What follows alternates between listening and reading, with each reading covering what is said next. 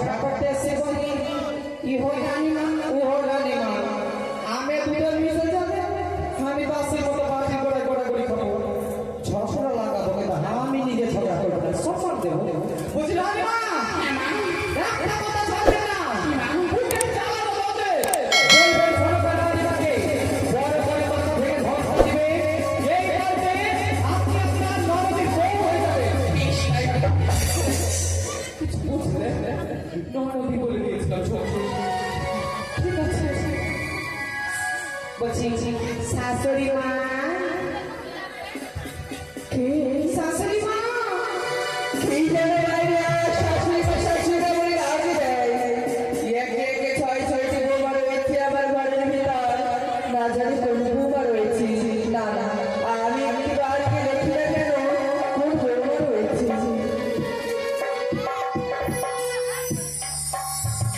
মা চলো দেখো না মা তবে তোমার এই জনদাসা কেমন করে হলো মা আমার রানী মারতে কত সুন্দর দেখতে এটা বাড়িতে কাজ করছে বলছে কি আমি রানীর বাড়িতে কাজ করতাম কাজ করতে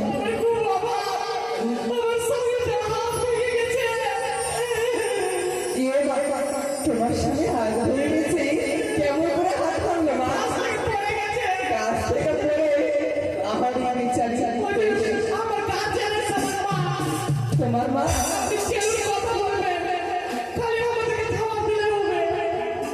কিন্তু একটি কথা তুমি শাশুড়া বলে যেন কি রাগ দিচ্ছিল বাইরে তবে রানীমা ও বেশ আপনার ছেলেকে বিয়ে করে কি আমার সমস্ত আমার চুলি নেই কি বললে কিছু না চুল নেই বলছি আমি প্যাকেজ সিস্টেম খুব ঠকা করলাম এবার আসা মাত্র আপনি প্রণাম করে বলেন শাশুড়ি মা শাশুড়ি মা আমার মা দাঁড়িয়ে আছে তো কথা বলবে সেটা প্রণাম শাশুড়ি মা কি বললি শাশুড়ি মা দাঁড়াও তোমার উপর আমি তোরা গ্রহণ করবো আমি তোমার মুখ দেখতে পাই এমন কোন বুঝতে পেরেছি বুঝতে পেরেছি আজ বহুদিন পর এসেছে আমরা গৃহমাঝে তাই আমাদের রহস্য করছিলে না এসে বলছি এসো বর্ষা আমার সিংহাসনে বলো বলছি এমন কি খাবে তুমি আমি সব আয়োজন করে দেবো তোমার পাশে আমি বসতে আসিনি মিষ্টি সিঙ্গারা চা করে সব হবে মা কি বলছিল যেন বলতে মনি তোমার পাশে আমি বসতে আসিনি তোমার মায়ের সাথে সাথে সিংহাসনে আমার সঙ্গে রয়েছে বলে অপেক্ষায় কিন্তু বসার মতো মানুষ নেই বুঝতে পেরেছি তুমি আসলে রহস্য করছো না বলি না আমার কোনো বলতে নেই বলবো কি মনে পাই আমি হাসিটা কোথায় এসে তোমার প্রাসাদে কি করতেছে কি করতেছে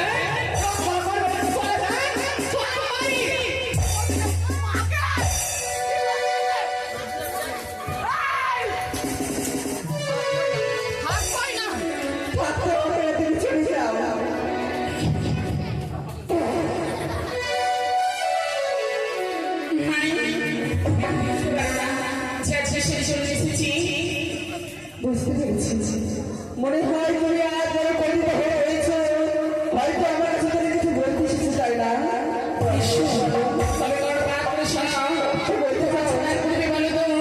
তোমার যে সন্তান লক্ষ্মীন্দর সে এখন কোথায় আমার রাখায় সে গেছে তার বন্ধু কিনে স্বর্ণবাদন খেলাধুলো করতে কোন খেলা করতে গেছে ওই মানুষের বাড়ি স্বর্ণবাদন খেলা করতে গেছে নাকি তার মানে মানুষের সাথে রাস নিয়ে খেলতে গেছে শুধু মা হলে হয় না সন্তান কোথায় কি কর্ম করে যেন করে সেটাও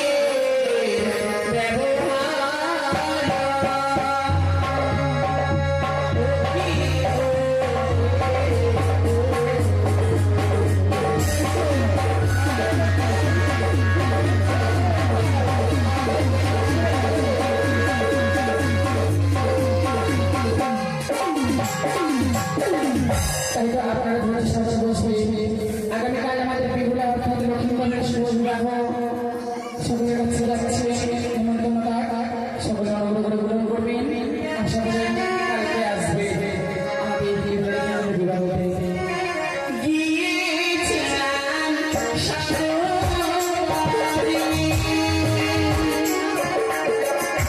তার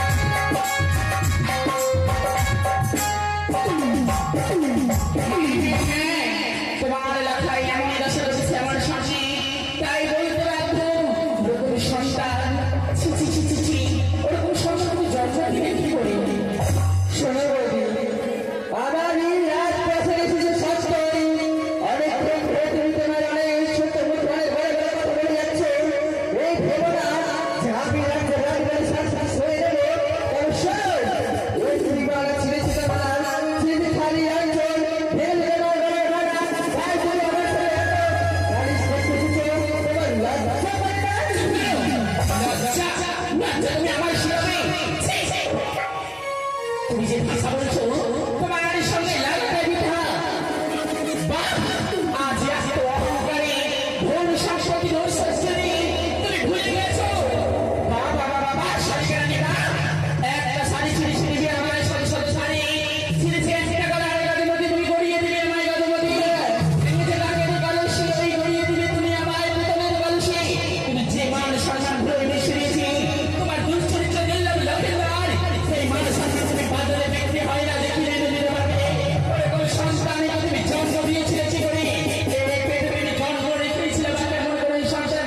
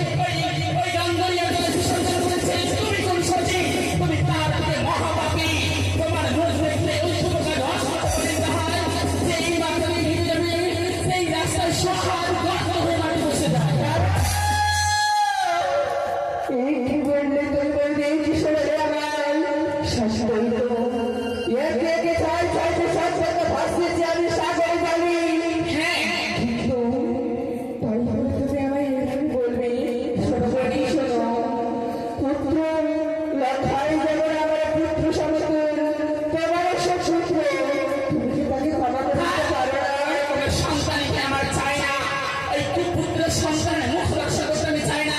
তবে শোনো, আজ যে সন্তানে তোমার করেছে আমার সঙ্গে দুর্ব্যবহার, আজ আমার সঙ্গে যদি না করিনি, তোমার এই রাজ্যের কোনো কুলবধূর সঙ্গে করতো, আসলে রাজবধূকে ঠাকুর যাচ্ছে না, আইন নিচে ধুলোয় গড়াগড়ি করতো। তাই বলি আমি এর বিচার চাই। বলো বলতে বলো, যেই বিচার চাইবে তুমি রাজসভার আছে, অবশ্যই সবাই সেই বিচারের সাজা পাইবে। আমি নিশ্চয়ই সেই বিচারে উচিত বিচার চাই। তাই তোমার সন্তান যথেষ্ট বড় হয়েছে, যে ব্যবহার আমার সঙ্গে করেছি সেই চাই না আর কারোর সঙ্গে কেউ করো তোমার এলাকায়। তাই বলে তোমার সংসারে যেমন করে 6 বছরের বিবাহ দিয়ে বৌমা নিয়ে এসেছে নিজের রাজ্যে, তাদের তুমি শাসনের মধ্যে দেখাই দাও বিবাহ। আর যদি শাসনের মধ্যে দেখাই বিবাহ না দাও, বলে রেখেছে তুমি 6 সন্তানের বানাবো, দেখবে তুমি মারা।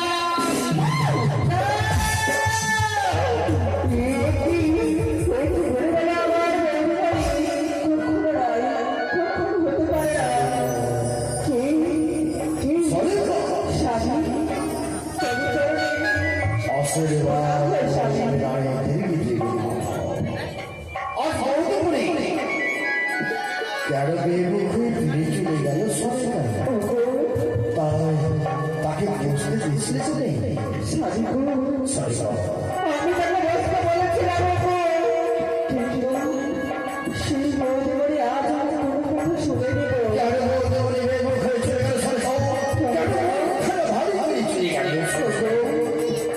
কেন জানো, আজ হয়তো আমি ভাবতে পারিনি আমাদের সেই ছোট ভাই আজ রাত্রি এত বড় হয়ে যাবে।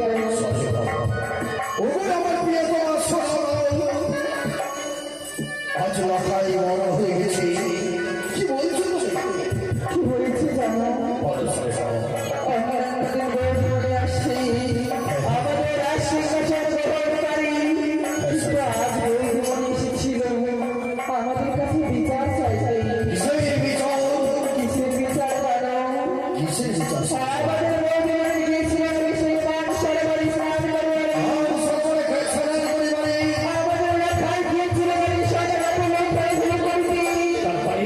তারপরে পূজার সাথে হয়েছে সে মানুষের যে সংস্কার, আমাদের লেখায় তার পরিবার সাথে হয়েছে দুর্ব্যবহার, পেয়েছে তার কাছ থেকে প্রেমী আলিঙ্গন।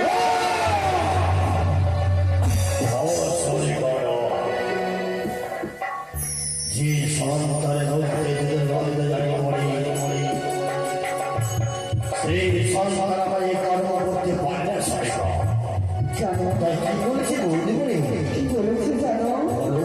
আরো বলেছে যদি আমাদের লক্ষ্যই আগামী বসিয়া সাথে মধ্যে যদি বিবাহ না হয়, তোমার আমি কেমন করে সরকার কি হয়েছে? এই প্রাণ বলতে নিয়ে যাবো, এই মুখটাই খুশি হয়। কেন কেন কি হয়েছে বলো সরকার? একবার বল সরকার বয়স করে বলো। খুশি করে বলে গেছি, 7 দিনের মধ্যে যদি লক্ষ্যই বিবাহ না হয়, তবে রাখি আমাদের লক্ষ্যই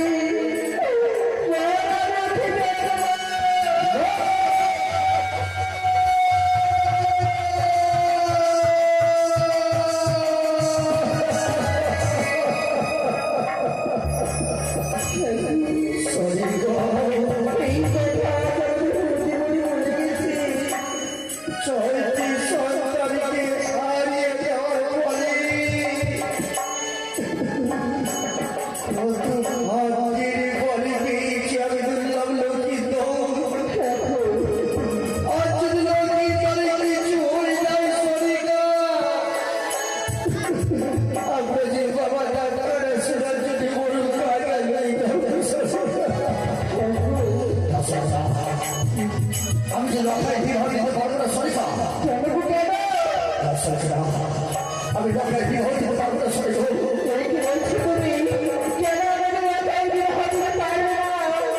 এই কথা তুমি শুনতে কেউ না সরিকা। যখন তুমি এই কথাটা সেবন করিবে করলে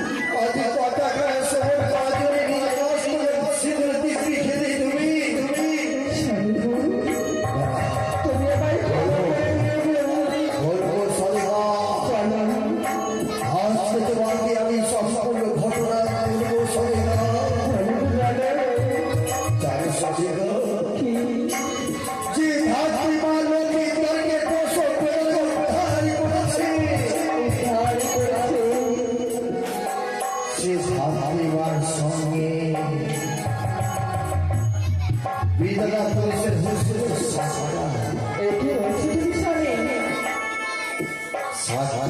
হওয়ার পরে ওই বিধাতা পুলিশের কাছ থেকে হাত ধরা সব সুন্দর কথা শুনে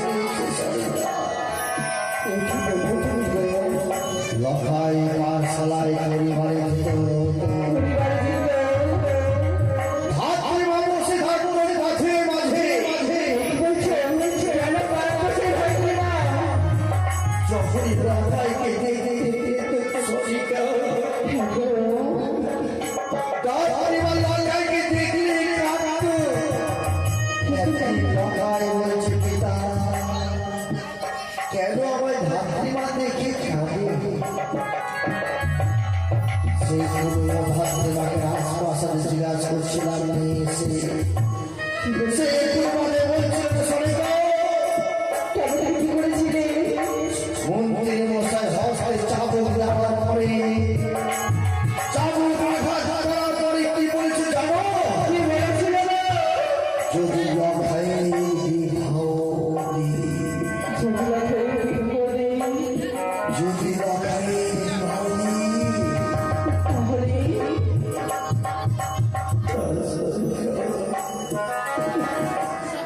এই কথা তুমি শুনতে দিও না। আমি তোমার দুই চরণে ধরে বলিব, আমার কাছে তুমি বলো না গো। যদি লখাই বিবাহ দিই, ছোটলা খেয়ে বিবাহ দিই।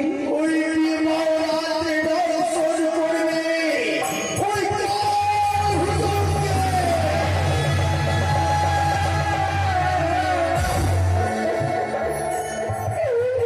সে কথা বলার সঙ্গে সঙ্গে হাত শিলায় পরিণত হয়ে গেছে। এই দেখো সরিকা, ওই আমি একটা মন্দির নির্মাণ করেছি ওটি ভাতৃমায়ের মন্দির। ভাতৃমারির মন্দির। যে আমাদের রাজপ্রাসাদে হয়েছে নগরী হয়ে, সে নগরী নিয়ে তবে সে কে? রয়েছে একমাত্র ভাতৃমায়ের সন্তান ওই কন্যা। আমি তো তোমার অর্থাঙ্গিনী।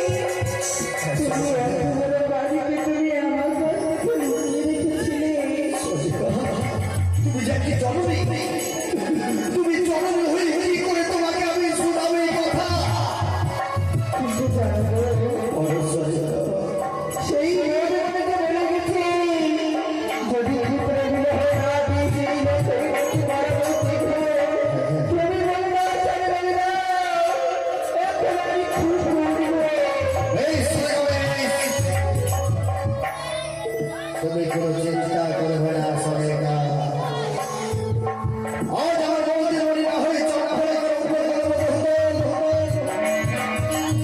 মান সম্মান সব ভুলাই লুকাই বসে। সত্যি বলো।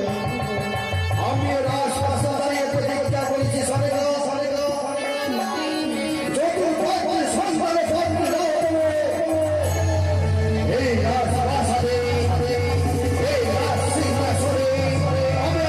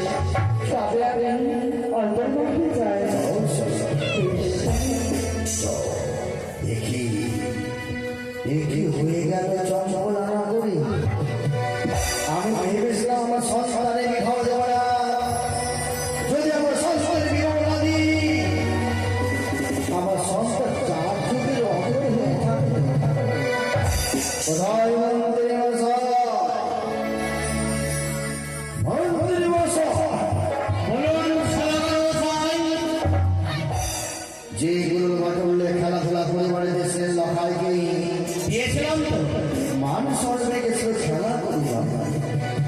তারপরে তার মামিমার সঙ্গে সাক্ষাৎ হয়ে যাওয়ার পরে তার মামিমাকে নানায় কথা বলেছে এবং কি তার কাছে গিয়ে মালিকগঞ্জ হয়েছে মন্ত্রী মশাই।